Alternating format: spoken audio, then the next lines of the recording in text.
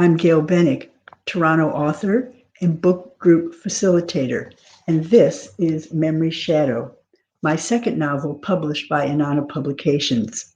Memory Shadow is the story of sisterly conflict and resilience when one member of a family comes crashing down.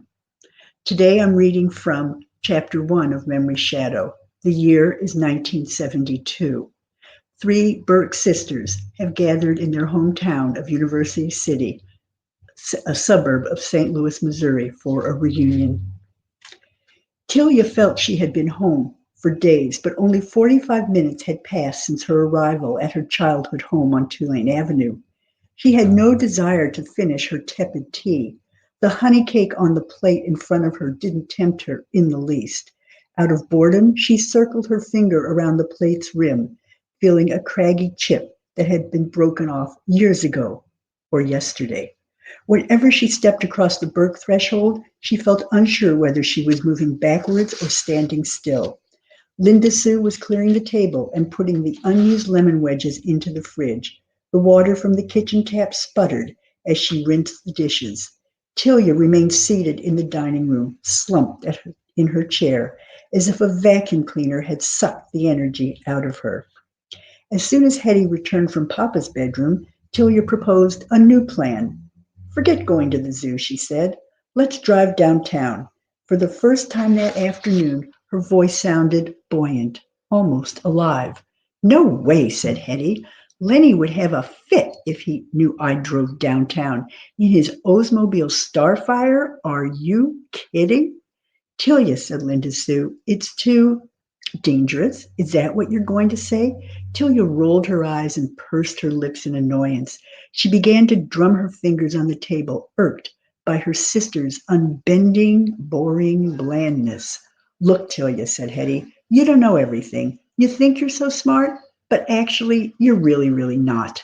"I insist," Tilia said. "We're going." "Yes, sir," said Linda Sue, saluting her sister. "At your command, boss. So how do we get there?" "You don't know? And you've lived here how long?" Tilia retorted. "Only your entire life."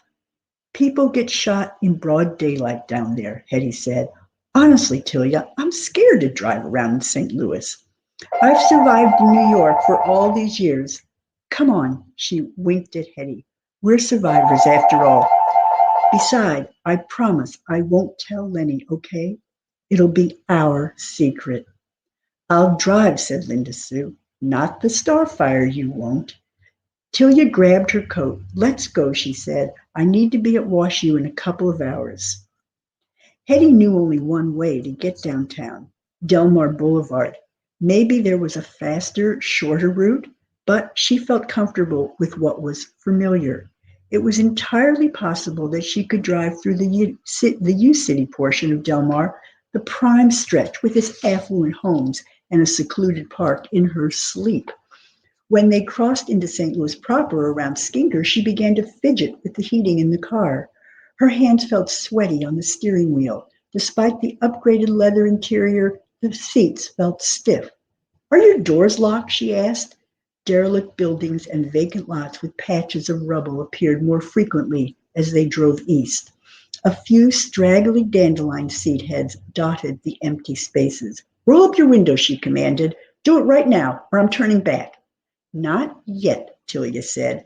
"At least go as far as Jefferson Avenue." She was sitting in the front passenger seat thinking about how to get to the neighborhood north of Delmar in downtown St. Louis, the poor black area that had recently become famous, well, infamous, because of a large housing project located there.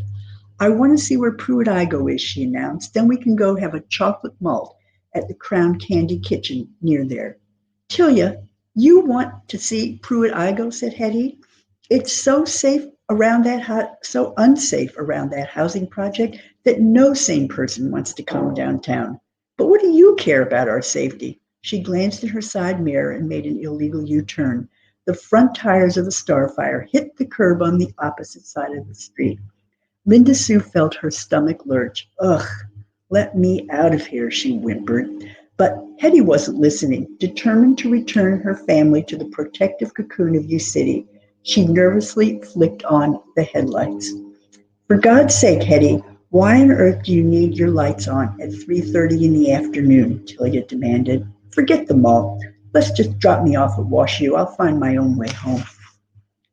Before long, they reached the city limits, the non-insignificant borderline dividing city and county. As they drove along, Tilia said, I've been thinking lately. Warm air gushed from the car heater. I'm 32, Tilia stated in a forthright tone, and I'm single. Well, you're hardly a spinster, Hetty said. Tilia wondered to herself if her sister's knowledge of the housing market gave her some privileged insight into the marriage market, too.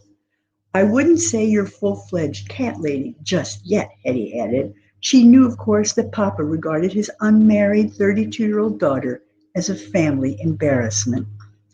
I'm obviously nearing the end of my peak years of marriage and child rearing, Tilia said. Her bluntness left little room for argument. Anyway, those factors notwithstanding, I've decided to have a child.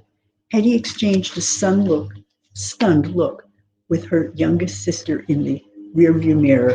So, who's the lucky guy you're going to have this baby with, Minda Sue asked. You'll be the first to know when the time comes, Tilia said as she lifted her briefcase onto the lap. But I'll tell you right now, I am not convinced that having a child without a man or a father in the house is a bad thing. Leaving her sisters dumbstruck, she opened the door of the Starfire. But if you're so ridiculously concerned about my single mother proposition, just do what great women have always done. Write it down. Virginia Woolf was still writing in her diary until 4 days before she committed suicide.